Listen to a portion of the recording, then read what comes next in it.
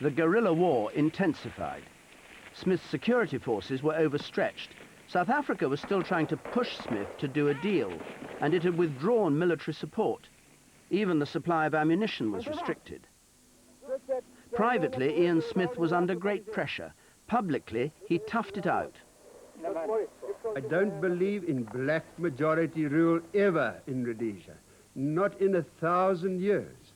I repeat, I believe in black and whites working together.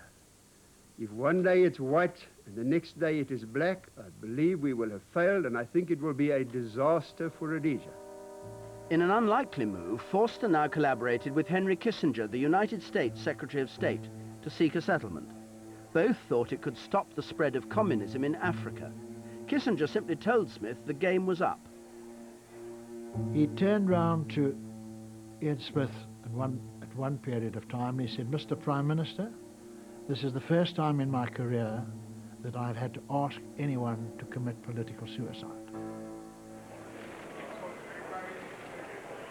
Returning to Salisbury after the talks, a chastened Smith showed the strain. I can remember flying back from Pretoria, and the body language of our Prime Minister I shall never forget. I think he'd had an awful lot of pressure put on him. He looked like a chap who'd been 15 rounds in the ring. Only 6 months after boasting there'd been no black rule for 1,000 years, Smith made a dramatic concession. Number one, Rhodesia agrees to majority rule within 2 years. 2. The fatal words were out. There could be no going back. Regrettably, however, we were not able to make our views prevail. Good night, and may God be with you all during these trying times. I was sad, sure, but I tried to contain that and keep it to myself, because obviously if my Rhodesian people thought I was upset and emotional, then I think it would have had an unfair effect on them.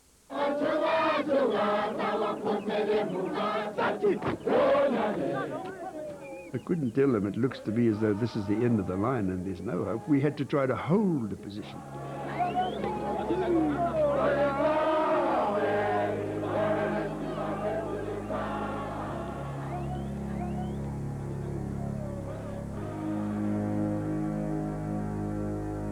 Don't pull the trigger yet until Larry tells you. Hold it nicely. Come on, look over there. Okay, you ready? Pull. Smith had conceded the principle of black majority rule, but both sides were still battling to hold their ground. Do not go in front of a gun. This thing is dangerous. Have you seen the effect of what this thing can do? Huh?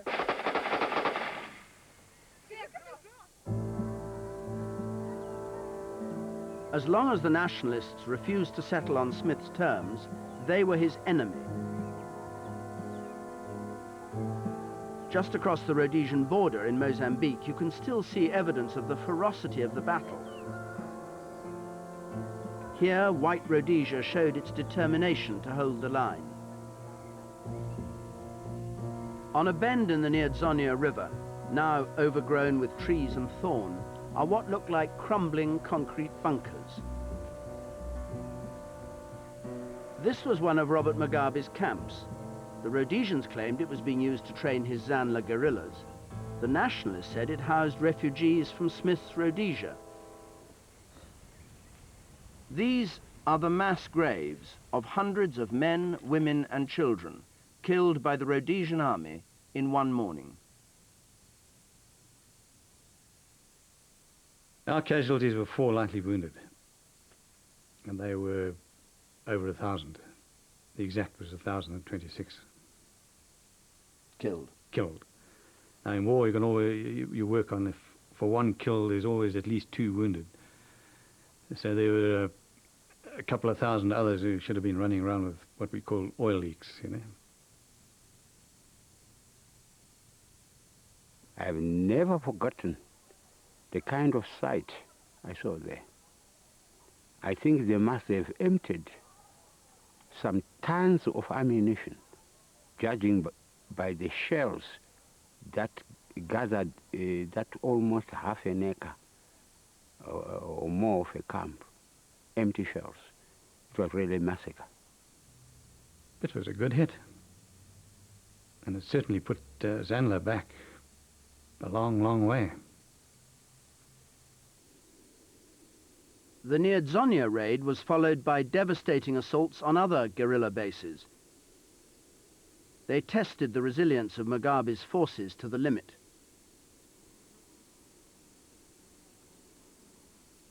You get so aggrieved, and it works on you and works on your emotion in such a way that you can never forgive perpetrators of action of this nature. Mugabe reacted.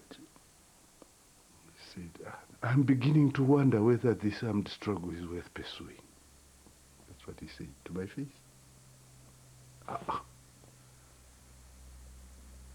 When I expected such things to make someone more resolute, I felt very bad. In September 1978, Mugabe's nationalist rivals under Joshua Nkomo scored a dramatic hit. One of their missiles brought down a passenger aircraft. 38 died instantly. Another 10 survivors were shot dead as they waited for rescue. You know, in the war, a lot of things that are unacceptable will happen. That's all I can say. What effect did it have on ZAPU? It had a very bad effect. We didn't like it. We spoke out about it amongst ourselves.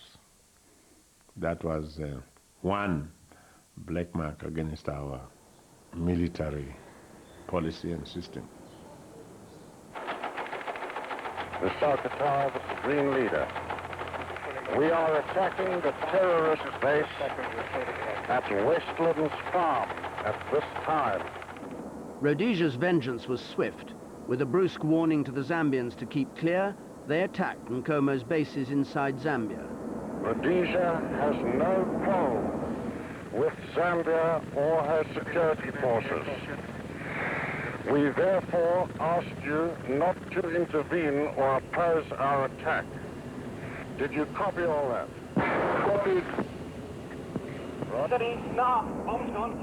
From the air and attacking overland, they killed 1,600 of Nkomo's followers in a single day.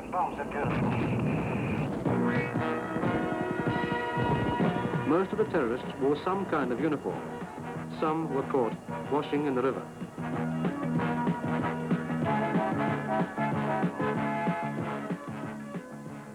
The aircrew who'd carried out the Green Leader raid became heroes in White Rhodesia.